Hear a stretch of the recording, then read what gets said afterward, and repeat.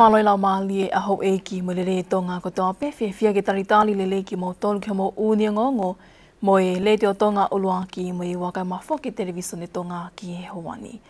Wakai goi ke ngahi ulu i o ngongo.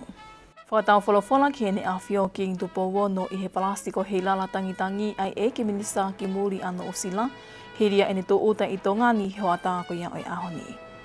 Whahafa ofisiali e minista e potu ngawe ki ngahi ngawe lalahi pule anga ai whakahau whatongiange e minista pa anga malolo i hono potu ngawe. Pea whamahina he pule lahi o he potu ngawe whakatau aki mo e langa whakalara whakanomika ko e la ke university ko ia ki muri ko pau ke hoa ngawe e muri mo e tonga kai toki malawa whakatu haane businessi. O kuta iepe me ngahi o ngongo ke hea na yangi ko e wakaide wa eni ki he whakaikiki. Na e whakatau wholofola kene a whio ki ngtu po wono he palasiko hi lala tangitangi i ewa e ki minista ki muri ko ia no sila, Her Excellency Nanaia Mahuta, hiria ene tō ota i he mala e wapuna whaamotu i tō ngani i hoa tā ko ia e ahoni. Vai whanua tō pola mo i whakaikiki. Ko e tō ota ini he mala e wapuna whaamotu e ki minista ki muri a no sila, Her Excellency Nanaia Mahuta, mo ne kaumu mui wholau e tō kongo wholo tā talia he ki minista ki muri a tongani, Whekita mo i loa uto i ka manu pe heke he ik minista fi whakatau aki, mo i langa whalakalaka wha ekonomika te ki ta Williami Waske la tō. Ko e aahi mai ko eni a mahuta, ko e konga ia ni aahi wha diplomatika mai ki tongani mo niwe, i hono te whakaivia ange o e wāwhinga aki anu sila mo tongani, kai tautau te whito ki ngahi ngawe ki hono whalakalaka i hono matu waki o e whiriuri waki o e ea. Pe he mahuta i hono whaeke eke ia ngahi kautaha ngongo nu sila, ko e ahi ko e ni ko e taha pia e whonga malawa ki ne au tonu mai ai ki o tau kakai, ki riange ngahi whenga tā ko tau to whanga i a tongani i he kamata anga o e tau ni. Ne te pehe mahuta ko e taha pe eni ngahi ngawe ki ono au sia e plani ngawe tu uloa wanoa ni manoa, a he ne whailonga i he whataha anga i kautaki e Pasifiki i he mahina ko o si. Kai ke hena ane whalawa te pe ki whunga whanua ki e ua he hilini tu uta i tongani, o whatau whalafola ki hene a whio, kingi tu po wono i he palasi he lala tangtangi. Nā ne mea tai peo a ahi ki e korisi ngowe kohango, pea ne toki whalau mai ki tōnta puni o whahauka i ngai whakataha mo e ki palehemia, pe he ki he pule anga mo i kau whai o ngongo. Lolotonga ne kei mea ki ewa, ni whahauka e polokalama talitali he matātahi katea, ma aini i kehe o kau mui whalau mai ki he e ki minista. O kokat whoki e whiawhine ngā he polokalama o ene ahi mai ki tonga ni, ai au whahauka e whakale o Nusila ko e mana wanui, pea toki hoko atu a pongpongi ki ngā he polokalama makehepe, o hange kono whakaivia ka kai whiwhine, ko ia ahi ki a pea ko nesi a tonga, pe he ki a whainga maari e whaike eke mo ngongo ai leeti o mo televisione tonga. Mai ngonga leeti o mo televisione tonga, ko au wahe whanua tō pola. Na e whahafa ofisiale e he minista i potu ngawe ki ngahi ngawe lalahi e pule anga 17 tō mo ua ki a ngonga e leeti o mo televisione tonga. Ai whakawhatongi ange minista malolo te tāwhu moiaki i hono potu ngawe. Ko hiri eni e lahi hono whehu ia ai tu ngau ki ai minista panga malolo te tāwhu moiaki. Senorita tui vai mo e whakaikiki. Ko e whahako whatongia ko ina moiaki he potu ngau i ngahi ngau lalahi i ta whaaki Project Management Unit. Peko ta whaaki una toka ngai kina ngahi polokalama ngau i toko lalahi ai pule anga. I he whaike eke a ngoni mo e ki minista e potu ngau i ngahi ngau lalahi 17 tō mo ua, ko e taha eni he makamaile mahu inga ki he potu ngawe, i he mau hataha ai kau monga i tangata o ngawe mātea ki i he whanua, ke whakawhatongia i he potu ngawe. Ka hui koe ngahi tau kei me ngahi vi malawa o klawa i tatafu moiaki o whakahoko i he ngahi alelea, pe ngahi polo o sekilalahi me tō pule anga ki tongani, ki hano langa hatonga o kutu uloa. O whiwhia pito e motu ani ke whakahoko ati ke kakai whanua, ko e tō taha koe ni ko ia ko tatafu moiaki, o kulotonga ngā ue ia he poto ngā ue. He ko tō taha ia nane whao mai minista paanga i he taimi ko ni koe na hoko ai tsunami. Pako tō taha ia o ilo lahi taha ke ngā whotu ngā ue ko ni koe e poto ngā ue. Ko tō taha ia nane hiki e pachete e poto ngā ue. Aia koe tau kei uki ai tō tahani i he le volo whakapolitikare mo le volo operation o e le lahi ai. Pea une ilo i e ia ngai project i la lahi i tongani. Tā te whito ngai project ko ni koe ta whakatata ki en, ai hala whakawakawa, koe whakalahi ko ni koe o e uafu, ko whakalahi ko ni koe, o toko ni koe siapani mai ko ni koe ki malai wapuna ko new terminal. Kawai a hanu whakotūtū ko ni koe mo kore paanga mai ko ni koe ki tongani, o kawai ai langa ko ni koe ki he, kai ngai whetū ko ni koe affected ko he tsunami. Ai koe tau kei pa mo ne ilo, pa wanga whewhe lahi o paanga ki he mea, ko mea whe maui he motu ani ko minister. Ha toko taha e hao whare i au, hao whare e poto ngā oe, hao whakotūtū e poto ngā oe, ke lava ke tau sio ko ngai mea ko ia oktokoni. Sai, oktokoni em ki hai. Oktokoni ke poto ngā oe, oktokoni em ki tongani. O whapaanga tatafu me whe. O whapaanga a tatafu e poto ngā oe i kai. Koe ke whapaanga tatafu ia he moi. O whapaanga a tatafu ia i paanga tokoni, me i muri, o nof pe ia i whare paanga. Talo e hoko e fuuloa i ahotahani ma Sanuali mo e lahi ngahi mau i he whenua, pia koe taha e ne whatongia e potu ngau e ngahi ngau lalahi o i Puleanga, kono toi langa e ngahi mau ko ia me ngahi langa lalahi o i whenua. Nei toi whamala ala tau mo ua ke e poki fo o mo e lelei ai whenua, e tai maali ai i whengau e aki mo moe aki. I e tai mini, o ne toa ngā e pe ai langa koe ni koe whakalaka e tsunami. Au tau sio tato ke paanga koe a koe, ko tau 5 miliona. Ya, pe 5 miliona. Ai koe fufua estimate ia koe ke ngā ue koe ia. O te tano mata tafu he umea ke. Umate ko tano na tato he langa whare. O tano mata tafu ia ke whalere ia tu moe, whalere ia tu moe, whalere ia tu moe. Ai au ku, o kawe au ko koe ke olo tsi ia ia. O sia tau ia ke he afukia, o furerei te le lava whakau ki ai. Pakono toi sai e taha viola.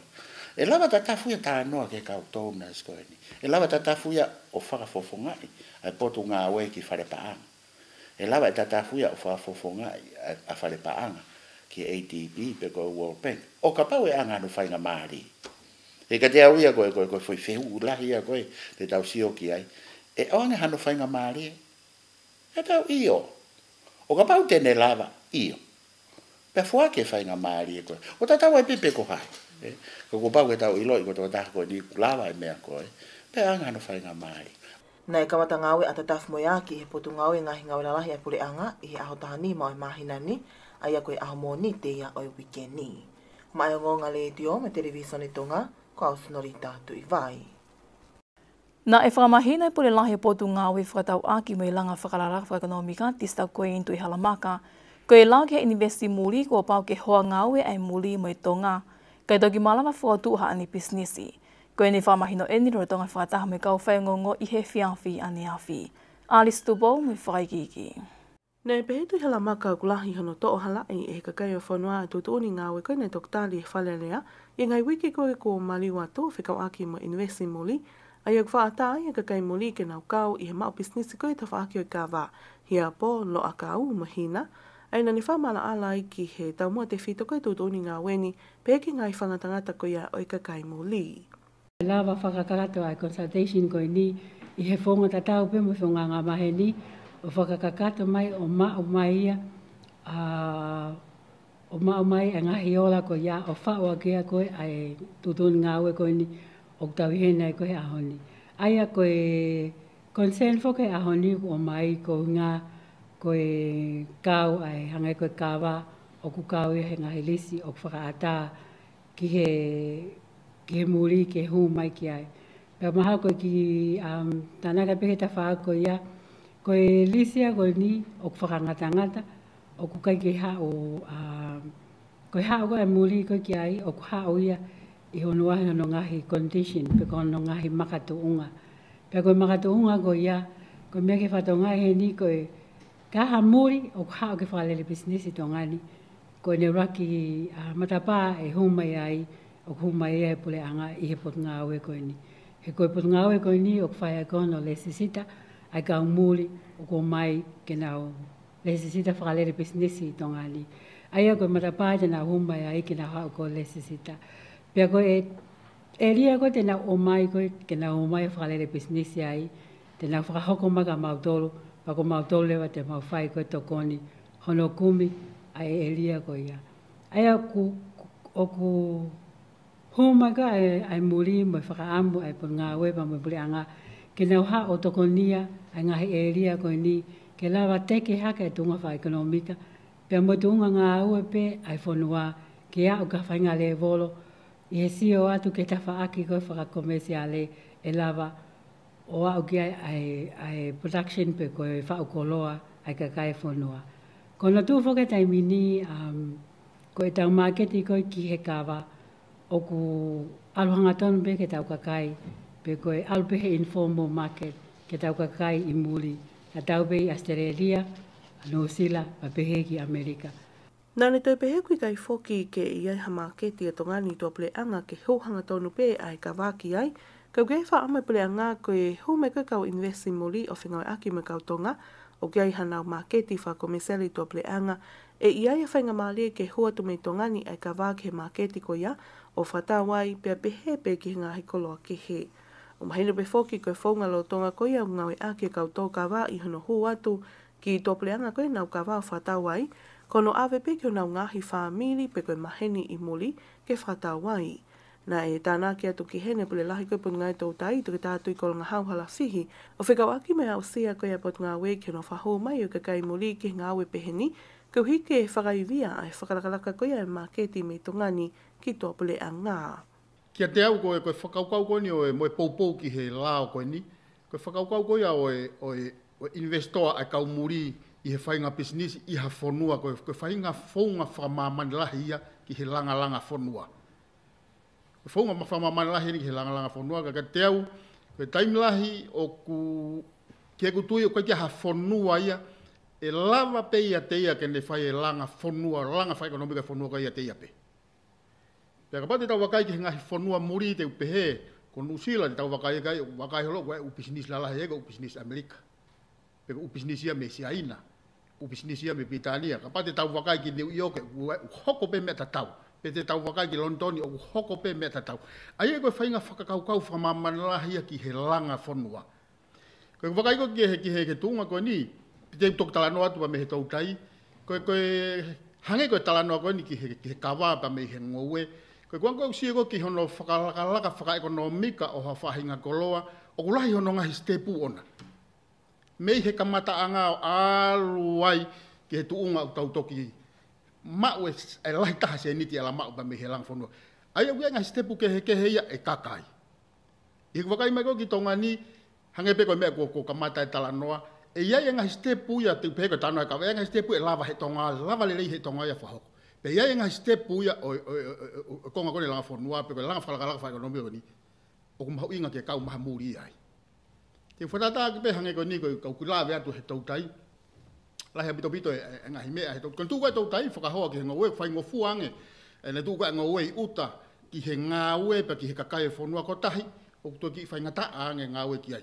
Nani te pehe koe talu e whenga koe pun ngai tautai me wholoa ki no whakalakalaka koe mono whama i mea mo ui o seni, kau whainga taa, koe uhi o ku ikai ke mau e pule a ngā, mo e kau ngā ue koe put ngā ue e tau kei, mo e ngahi ilo whiunga ke whakalakalaka ke ngahi ngā ue lahi ki no whakalakalaka ai mea mo ui koe o seni, pea o whailewa e sio ki mōli ke kau investor ke whai ngā ue whataha ke lava ke whahoko ngā ue koe ni, ke mamea tako ni mea tau kakai i he kaha o. Nei ai lewa e kau taha mōli na nau unu mai o malawa ke kamata ngā ue koe ni, pena nau hao peki nau tolu mo nau paanga, mo nau kau tau kei mo matau tau o nau ilo lelei koe ki ngai ngā ue koe ni, o whengawe aki mo kau ngā ue e pot ngai tō tai o whahoko e whamaoni e lea pau, ke whai e whemahino a ke whekau aki mo ngai ngā ue koe ni, ke tau mo a ke whakairi e mo kohunu i ota, pea ke lama tō whātu ke ngai kolo koe hui ke mo ui me ai, ai ka kai o whanua.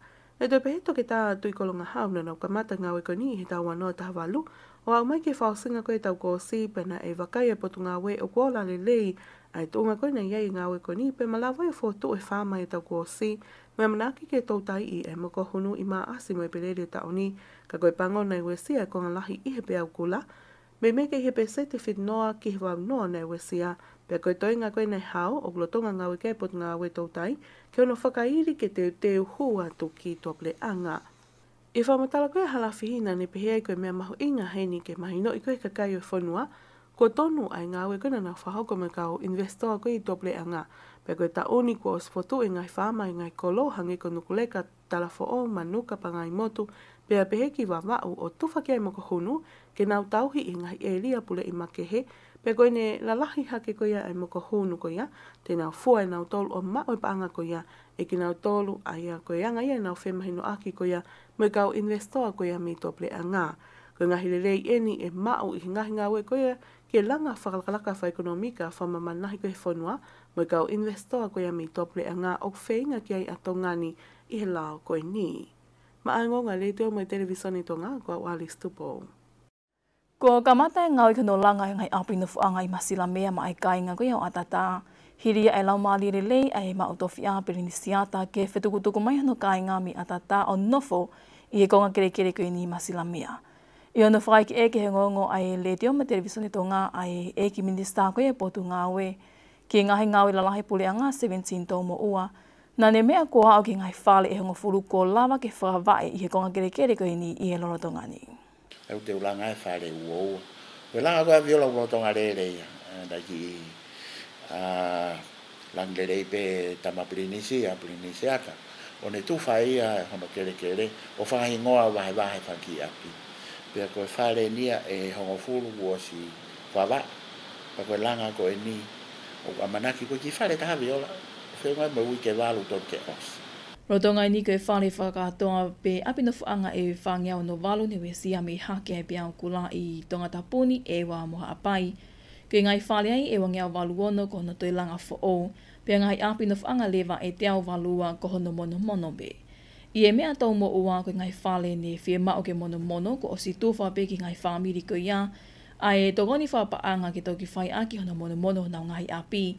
Pea ko o si ai pe me ngai api no fuanga ko kakato a hono langa fuo me ngai whale aku kei langa mo amanaki ke whakakato. Oku kei hoko atu pe me ngai langa I ngai konga kere e kainga kanoku polu mo mango. Ai aku o si mau e ngai ngawe. Kānei whamahino heni e tau mo ua koe toe pe eni ke au whangatuku me he mautofi a ai ngahi ko ngā api. O si teke, o si tō maka, pau tāri bea potu ngā ue ki he whawhawhonga kere, ke ne o mai, ko whekoa o api o hai. Ko e katoa e kau mau api, kuna o sifiri ki nau tolu ko hai whare e langa. O ku iai foi opsin e wha i langa ko e ni. Ua e whare o waki ko whare punga baka ia. Ko whare ua ko ki whare tatau pe me whangi whare no molo ko ni koe tsunami.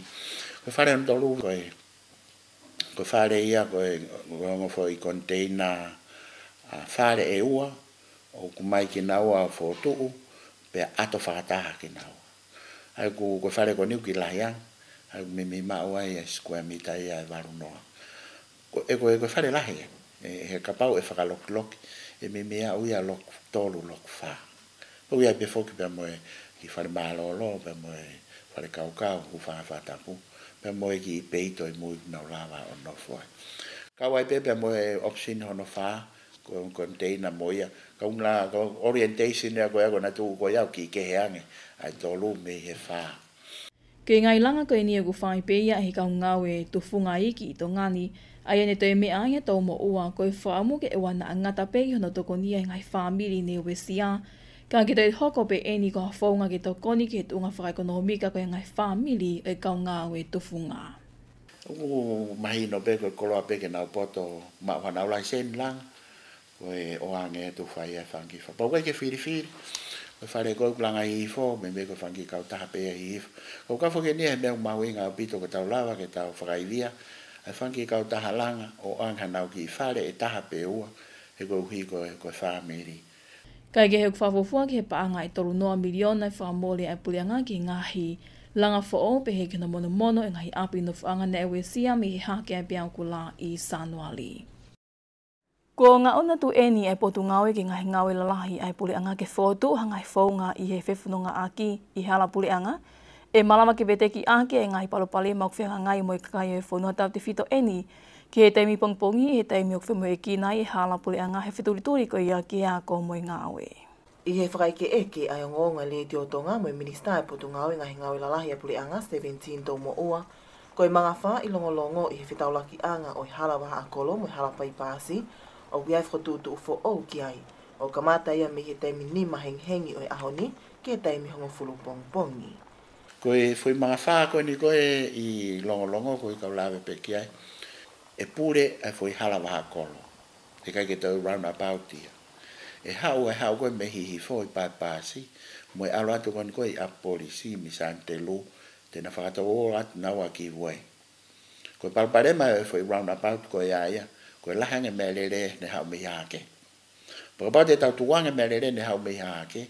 Te nau free flow rewa e nau alu. Te nau lava rewa o alu. Tau ata ina. Pe koe angai whaamu. Wanga pe tau sio. Angai whaamu ka pa te nau hau tau ata ina o te nau te o mātu. Ko tui. E lava ke solowa palparema koe. O ku mahino koe pongpong kotoa wheturi ia te kau ngāwe me kau wako ki loto nuka lofa. Pea ku halahi ai palopalema ko ini. I heni ihi o whanonga mai mi haha ke.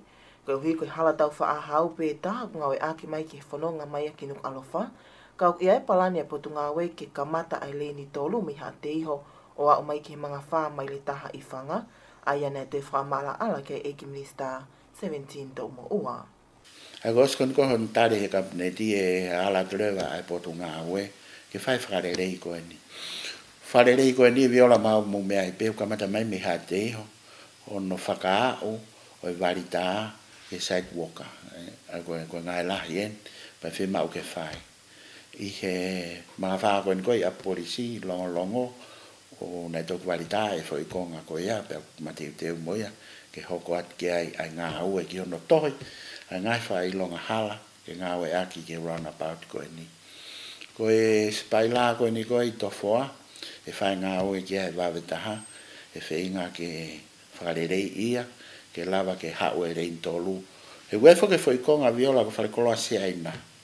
Koe konga pure angai koe tau mua koe ia. Ma koe ki konga pe koe si aina ia mi hono tapai wharekoloa koe fute ono.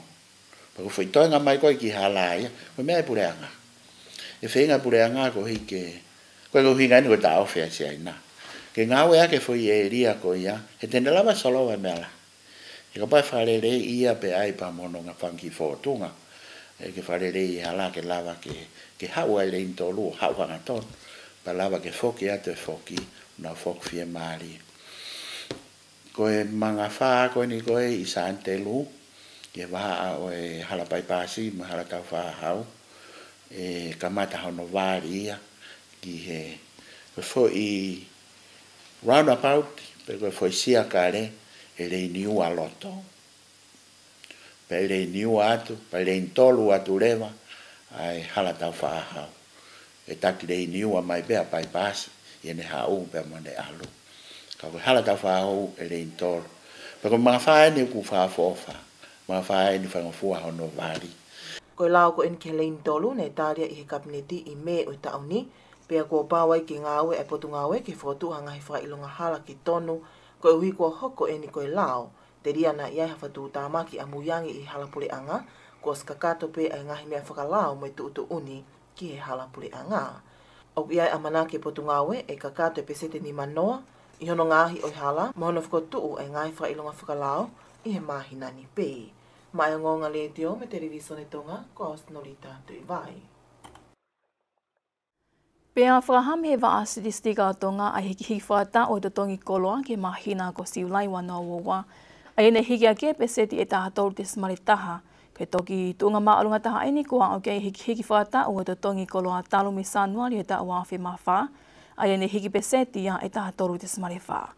I hiki hiki whata o e mahina ko suni wana o wana hiki a kia a e peseti e taha te smari ua. Pea koe mahina lewa ko siulai e ta o ko sina e hiki peseti a e ono te smari walu. Ko e te tongi koloa whalota whanua nei hiki a kia peseti e taha te smale ua, pe ko e koloa hou mai lewa nei hiki peseti a e taha te smale nima. Ko e tu unga ko ia o e te tongi koloa ke mahina ko siulai e tauni nei hiki a kia peseti e ua me he mahina ko sune. Ko e koloa whalota whanua nei hiki a kia peseti e taha te smale hiva ai koloa hou mai, pe ko e ngo mahina lewa e wakimu ai siulai nei hiki te smale hiva o e peseti a sune ka hiki peseti e taha te smale nima lewa a me. Ko e unia ngongo whaloto whanua pihan ki e huani me pankelanga whakarararuia o tonga TDP.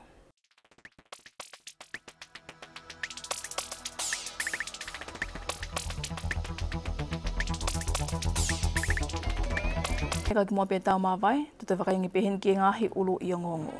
Whakatau wholofola ki hene awhio, i he palasiko hilala tangitangi e eki minista ki muri ko ia o Nosila, Her Excellency Nanaia Mahuta, hiria ene tū uta i tō ngani i hoa tā ko iau i ahoni. Whakahawha ofisiali minista i potu ngau ki ngahi ngau i lalahi e pule anga e whakawhatungiang e minista panga malolo te tā fumuiaki i hono potu ngawe.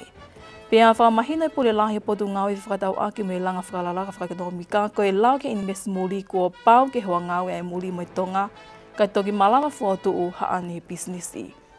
Ko e ka kato e pea mo ngahi ngongo i he lea whatonga mo leite o tonga uloaki mo i wakai mawhoki televisione tonga ki e Hawani o ke e whakaamone au taki kotoa pea ngahi ngongoni ki roto whare kotoa pe. Whamalo atu hiketau ke i whi au mai ka mo mea.